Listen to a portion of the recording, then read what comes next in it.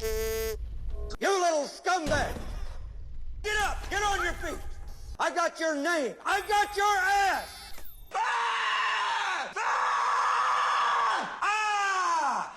You had best unfuck yourself or I will unscrew your head and shut down your neck! The power of the close-up is virtually unmatched in the realm of cinematic techniques.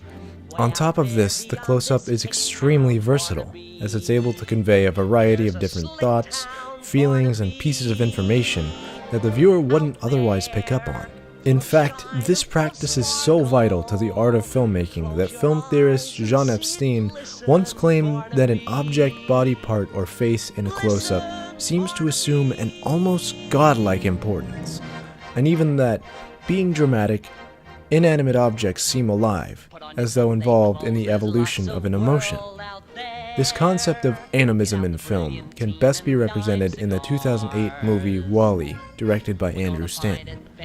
Although the behavior of everybody's favorite trash compactor seems extremely human-like already, one scene in particular truly shows the special relationship shared between WALL-E and his love interest Eve. This is the scene following the escape pod's self-destruct sequence.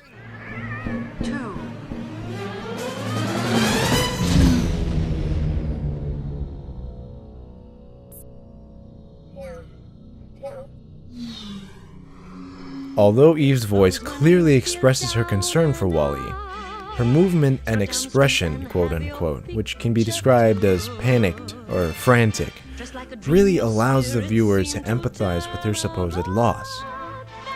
Considering both characters were animated with the specific idea of facial expression in mind, Eve's actions during this scene are a very literal take on the idea that projecting human expressions onto an inhuman object is what makes the object, for lack of a better word, expressive.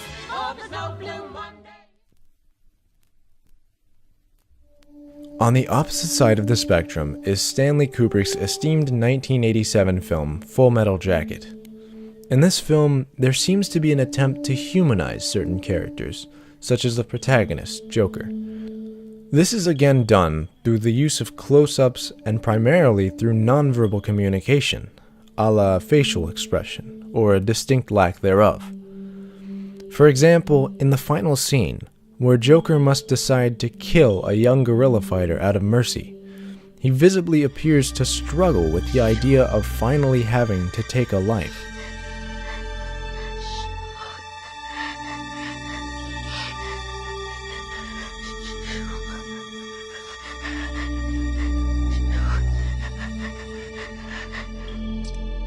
As the seconds tick by and the score grows louder, the viewer can only pay attention to the minute details of Joker's face, which transform from virtually blank and numb to more and more distorted and strained as he prepares himself to do what he believes is right. It almost feels as if he's working himself up with hatred in order to soften the blow and finally make himself do it.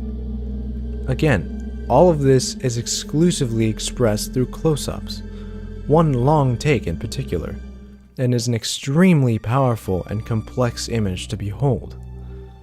In short, these two wildly different close-ups are both used to build empathy and make the viewer think much more carefully about what certain characters feel and why or how they feel it.